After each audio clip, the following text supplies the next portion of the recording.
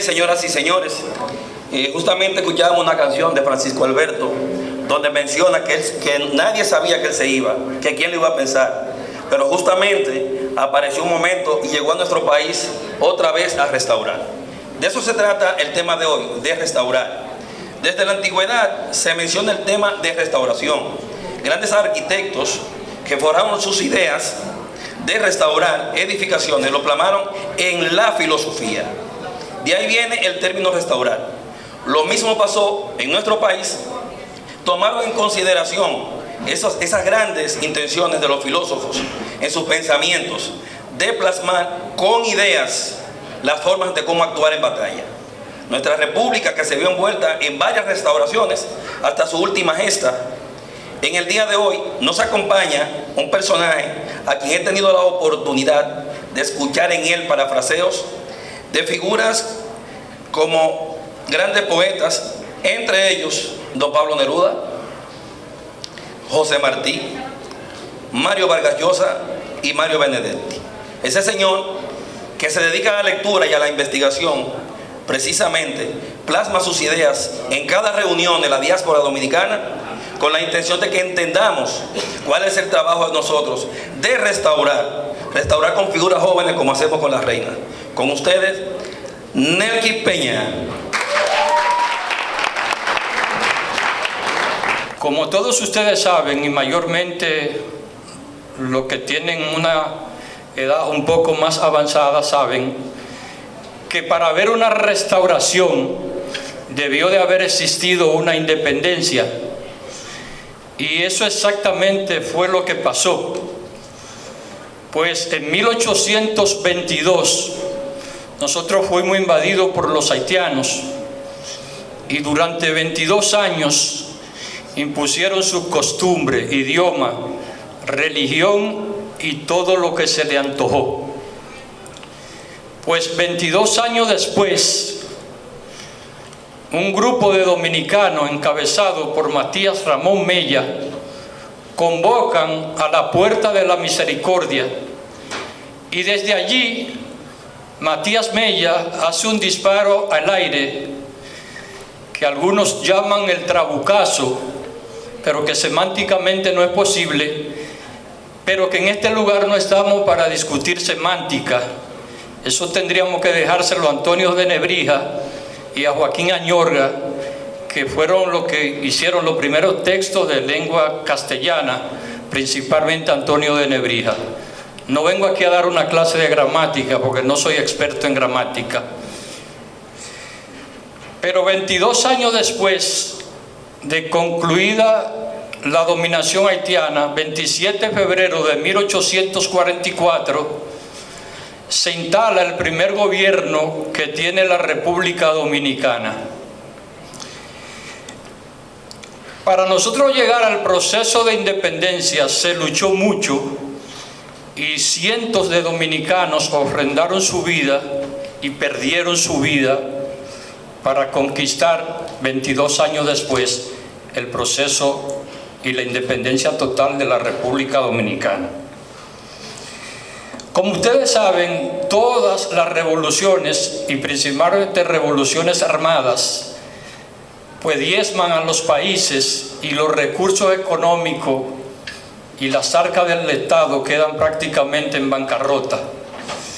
Y para nosotros lograr de 1844 llegar a 1861, se escenificaron 14 batallas en contra de los haitianos, porque ellos insistían en que toda la isla debía ser indivisible y ellos no entendían el proceso de que nosotros teníamos que luchar por nuestra independencia. E independientemente de eso, también Francia le había impuesto un pago por lo que ellos habían logrado en 1804, como fue la liberación del territorio haitiano. Ellos aprovechaban unir toda la isla para poder conseguir el dinero de pagar al gobierno francés lo que el gobierno francés exigía como consecuencia de su independencia. Pero una mañana 18 de marzo de 1861, los dominicanos recibimos quizás la noticia más trágica en toda la historia que puede recibir un país. Pues Pedro Santana, de manera antojadiza, decide anexar la República España, y desde el 18 de marzo de 1861 la República Dominicana dejó de existir y pasó a ser una provincia más del territorio español. Pasó a ser una provincia peninsular fuera del territorio español. Las negociaciones para esto, Pedro Santana comisionó a uno de los personajes históricamente más funestos que ha tenido la República Dominicana, pues el caso de Felipe Alfao. Felipe Alfao había sido uno de los miembros que fundó la Sociedad Secreta La Trinitaria o participó en su fundación,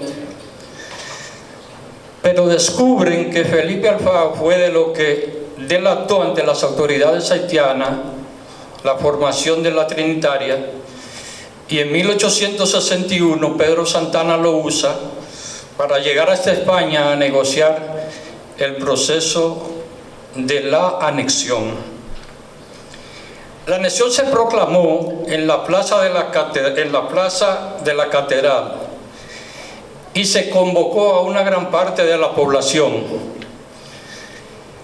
Muchos no estaban de acuerdo, pero otros apoyaron la anexión, y Pedro Santana, buscando congraciarse con los dominicanos que estaban de acuerdo, pues muchas de las propiedades que quedaron cuando los haitianos tuvieron que abandonar la isla le fueron donadas a militares y a civiles para que apoyaran el proceso de restauración.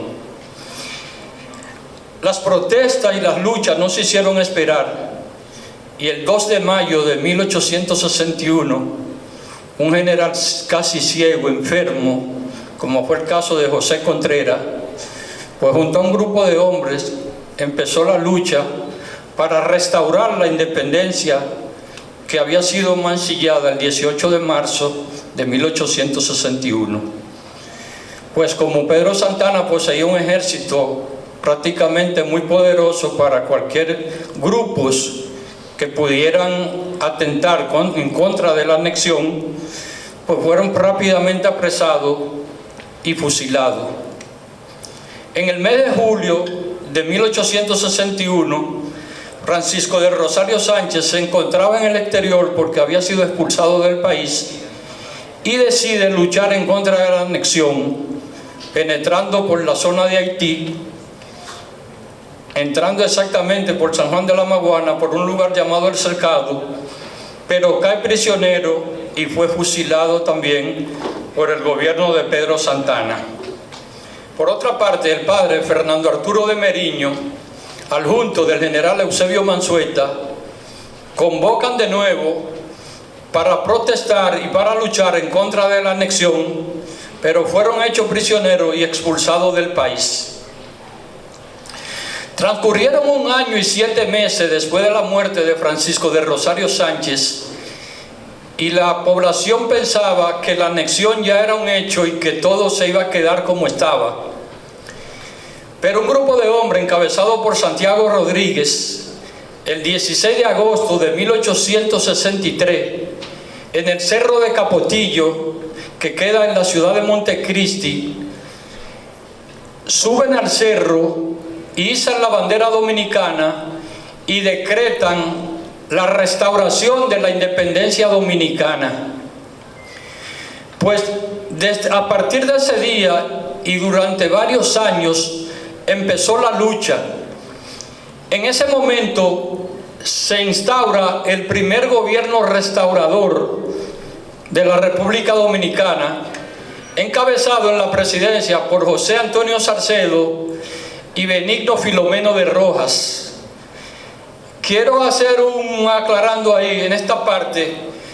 Benigno Filomeno de Rojas era abogado y había estudiado en Inglaterra, incluso desempeñando algunas funciones en el exterior.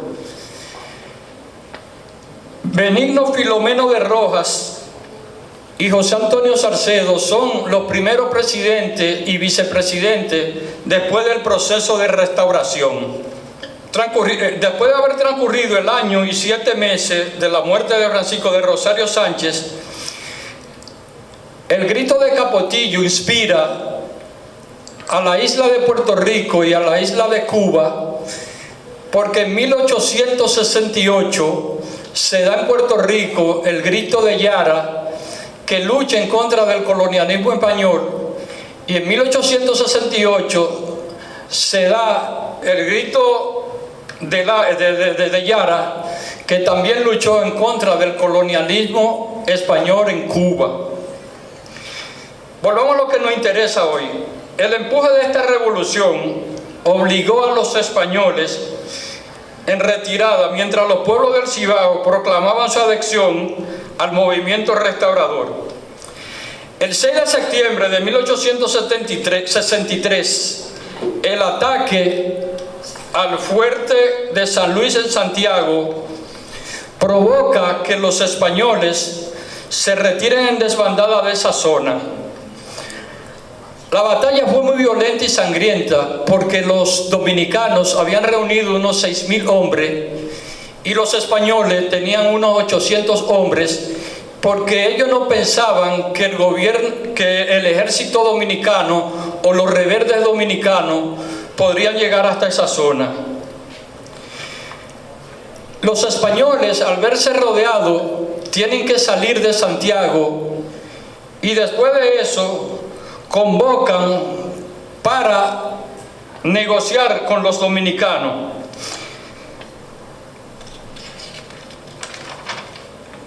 Tan pronto el gobierno restaurador quedó constituido, sus miembros redactaron un acta de independencia y circuló en todo el Cibao.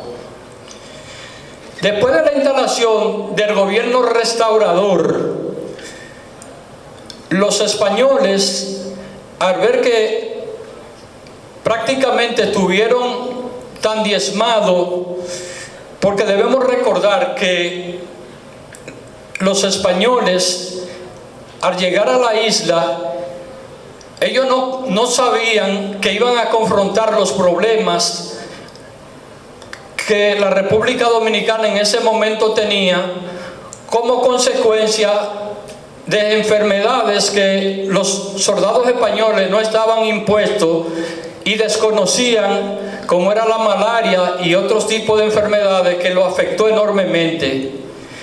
Pues el ejército español cada mes perdía alrededor de 1.500 hombres, heridos, muertos o enfermos, y muchos de los enfermos tenían que ser trasladados a Cuba o Puerto Rico para recibir asistencia. Cuando llega el general Lagándara a la República Dominicana, enviado desde las islas de Puerto Rico y Cuba, donde el gobierno español tenía sus grandes recintos militares y dominaban toda la isla de Puerto Rico, Cuba y República Dominicana, pues el general Lagándara escribe a la reina diciéndole que la guerra en República Dominicana estaba prácticamente perdida y que había que buscar una salida negociada porque era imposible ganar la guerra.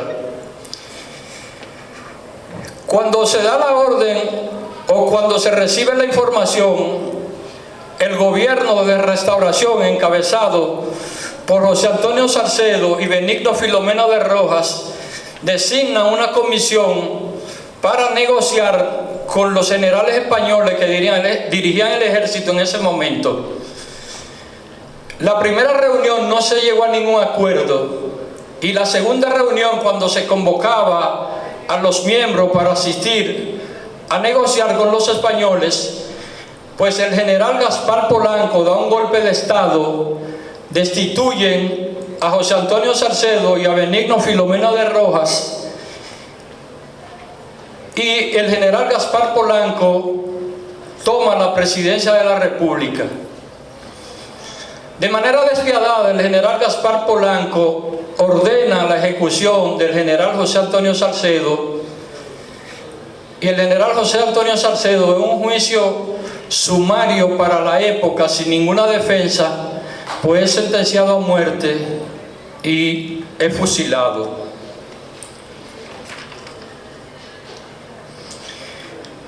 El general Pedro Santana toma parte y Gregorio Luperón entra a la acción en 1864, porque Gregorio Luperón en 1862 estaba expulsado del país o estaba en el exilio y había llegado, y se le asigna la tarea a Gregorio Luperón de luchar en un lugar llamado el Sillón de la Viuda para no permitir que Pedro Santana rompiera el circo y pudiera llegar hasta el Cibao, donde se daban las luchas más encarnizadas para restaurar la independencia de la República Dominicana. Pues Pedro Santana, al verse prácticamente burlado por las autoridades españolas, porque recuerden que la anexión a España se hace principalmente porque Pedro Santana también esperaba que los españoles reconocieran los títulos militares que ya los militares dominicanos tenían bajo la administración del gobierno de Pedro Santana, y que lo reconocieran a él como el gran marqués de la Carrera. La guerra de las carreras o la batalla de las carreras se escenificó en Azua el 19 de marzo de 1861. Pero, de 1861 no, de 1800 y tanto. Pero lo que quería Pedro Santana no se le dio. Y cuando los españoles toman el control de la isla, pues destituyen de sus funciones a Pedro Santana y convocan a Pedro Santana de que tiene que presentarse a la capital para ser enviado a Cuba, para ser juzgado en un juicio militar, porque había desobedecido las órdenes del ejército español. Pues Pedro Santana, de manera misteriosa, en 1864, muere. Para la época no se hacía autopsia y se presume que él se envenenó. Eso es lo que se ha llegado a la conclusión de los historiadores. Pues viendo la imposibilidad de ganar la guerra, la reina de España, el 3 de junio de 1865, firma destituyendo la anexión de la República Dominicana y diciéndole a los dominicanos que eran libres y que los españoles no intervendrían más durante todo el proceso. Así se logra el proceso de la restauración de la independencia dominicana. Señores, finalmente quiero decirles que no tenemos el mejor país, quizás no hemos logrado todo, pero hemos llegado muy lejos y debemos de conservar lo poco o lo mucho que tenemos. Buenas tardes y gracias por estar aquí con nosotros.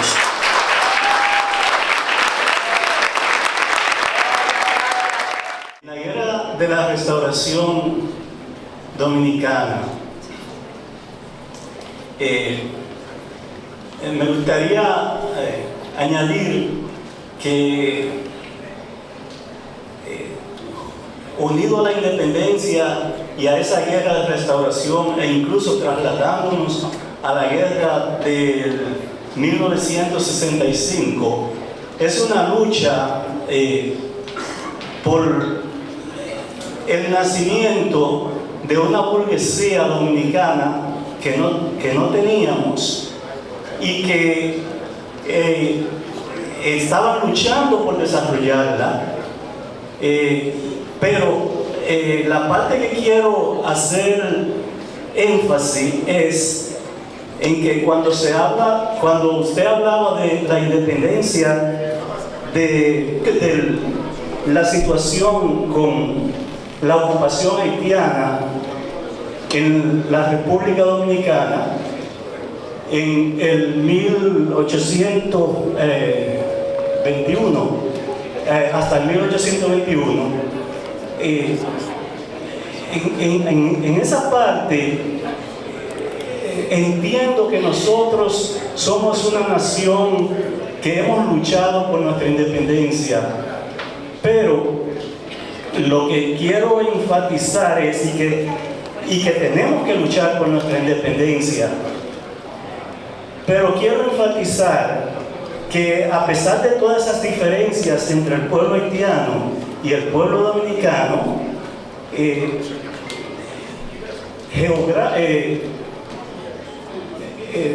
estamos unidos porque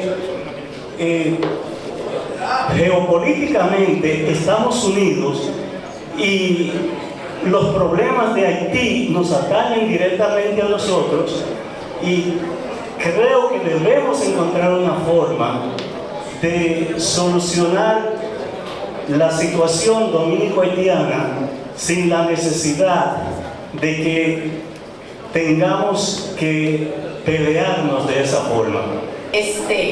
Usted estuvo diciendo ahorita que fue inválido en el 22 por los haitianos. En el 44 nos independizamos y en el 61 nos restauramos. Ahora en el 22 fue una invasión violenta. Hoy estamos invadidos por una invasión pacífica. ¿Qué comparativo puede ser usted hacer como conocedor de la historia dominicana de lo que pasó en el 22, en los 22 años que estuvimos esclavizados por los haitianos, y lo que está pasando ahora en nuestro país con la invasión pacífica que tenemos, y que los gobiernos, no me refiero a nadie, no es político, los últimos gobiernos no han tomado las medidas precisas para poder darle solución a la inmigración ilegal de los haitianos en el país? La pregunta mía es respecto cuando hubo la masacre en Moca, ¿quién estaba dirigiendo el país? Porque en realidad eso me tiene un poquito confuso. Sé que fue de noche que hicieron esa masacre. Quisiera saber quién era el que estaba gobernando el país de noche. Bueno, de la exposición que hizo Nerkis, muy importante, es decir, refrescar nuestra memoria y conocer también lo que es nuestra historia.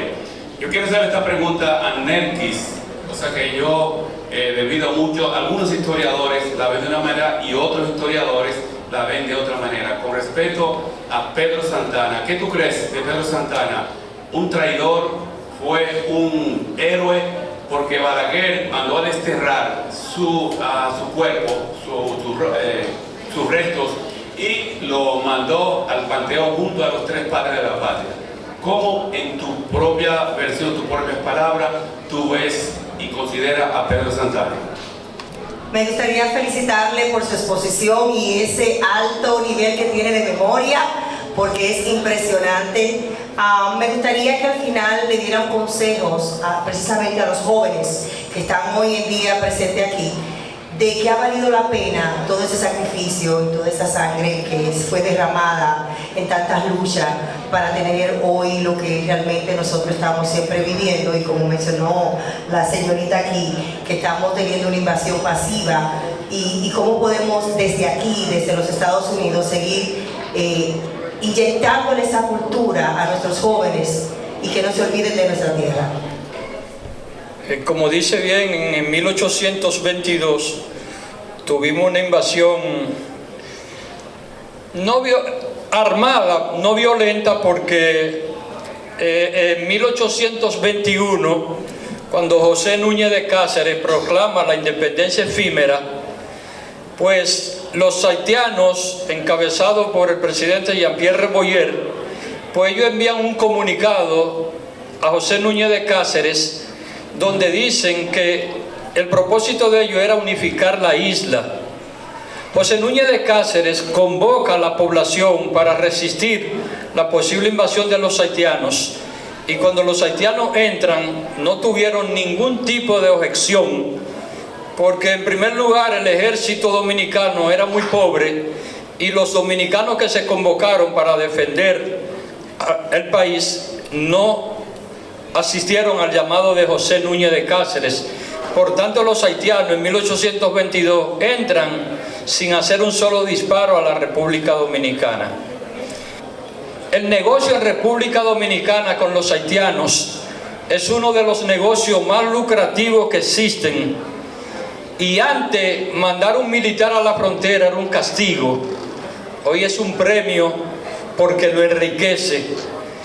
Conversaba con un sargento de la policía hace un tiempo y me dice que dentro de sus bienes que ha conseguido en la zona de la frontera, tiene hasta camiones y casa propia.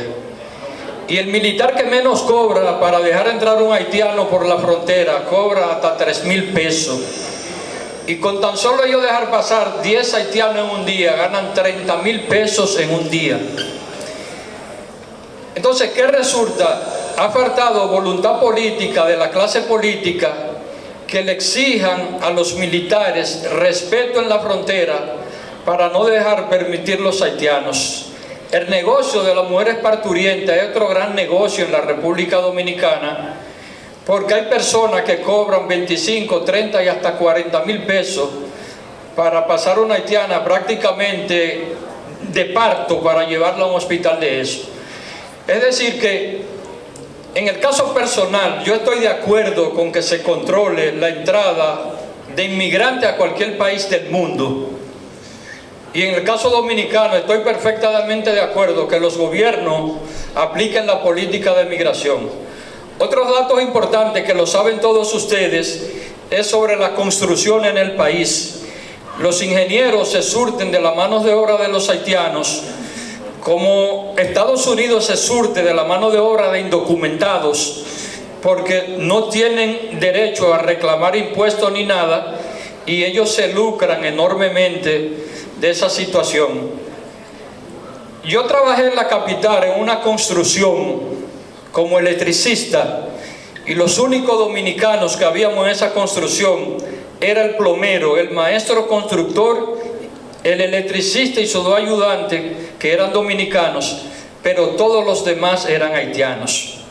Entonces, yo veo que muchas personas le exigen a los haitianos y quieren fusilar los haitianos, ¿verdad?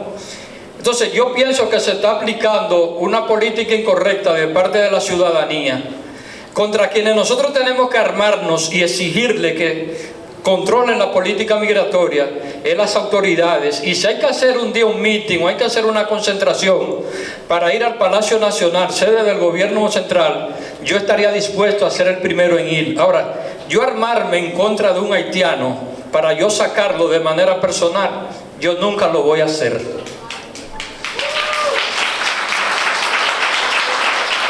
Sobre la masacre de Moca, hay algunas cosas que son mitos y otras realidades. Y algunos historiadores han dicho que supuestamente los haitianos pues tiraban los niños al aire y lo esperaban con una bayoneta. Eso es algo de ficción y de película, porque para matar a una persona no habría que tirarlo al aire y pasarlo con una bayoneta. El degüello de Moca fue una realidad, pero no en el grado que mucha gente dice y en el grado de fantasía que lo pintan. Y bajo el gobierno haitiano fue que sucedió el degüello de Moca. Balaguer, en un libro que tiene, menciona parte de esa situación que se dio en Moca. Heriberto preguntaba sobre Pedro Santana. Mire, Pedro Santana, quiérase o no, fue la primera espada de la guerra de independencia, porque Pedro Santana es quien convoca al grupo de los acteros, y alrededor de 2,000 hombres escenifican la primera batalla del 19 de marzo que se dio en Azua de 1844. Y la gran mayoría de las 14 batallas que se escenificaron en suelo dominicano en contra de los haitianos, la escenificó Pedro Santana. Ahora dicen que la grandeza de un hombre no es cómo empieza, sino cómo termina. Y Pedro Santana, a partir de 1844, empezó a asesinar personas que fueron compañeros de lucha con él. Y el 27 de febrero de 1845, el primer año de la independencia dominicana lo celebra ejecutando a María Trinidad Sánchez, que era tía de Francisco del Rosario Sánchez y había confeccionado la primera bandera dominicana junto a Concepción Bona. En 1857 lo sigue celebrando y asesina a uno de los pilares del proceso de independencia, como fue el caso del general Antonio Duvergé, que fue apodado el Centinela de la Frontera porque había ganado y había participado casi en todas las batallas. Y Antonio Duvergé, nacido en Puerto Rico, se integra a la lucha dominicana y Pedro Santana le cobra con ese acto cruel y cobarde de ejecutarlo en un juicio sumario donde él no se pudo defender. El hecho es que no regatearle a Pedro Santana esa parte de la historia sería injusto, pero después, como él termina, lo convierte en un cobarde y en un traidor a sus compañeros de lucha. Cuando John F. Kennedy tomó el poder en este país en 1960, en su discurso decía: jóvenes, no pregunten qué podemos hacer nosotros por ustedes, pregunten qué ustedes pueden hacer por el país.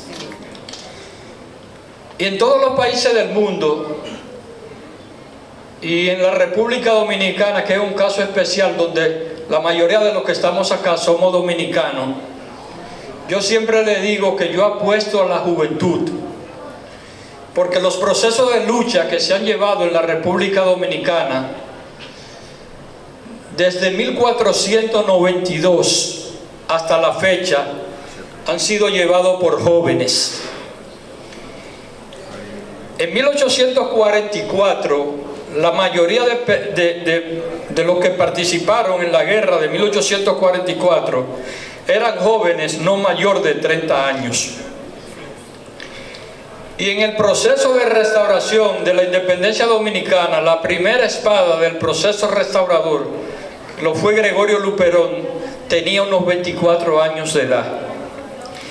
Y en 1965, los que llevan la voz cantante en la Revolución de Abril, Francisco Alberto Camaño, que hay una canción en honor a él que la cantó el joven acá, y el coronel Rafael Tomás Fernández Domínguez, eran jóvenes que no llegaban a 30 años.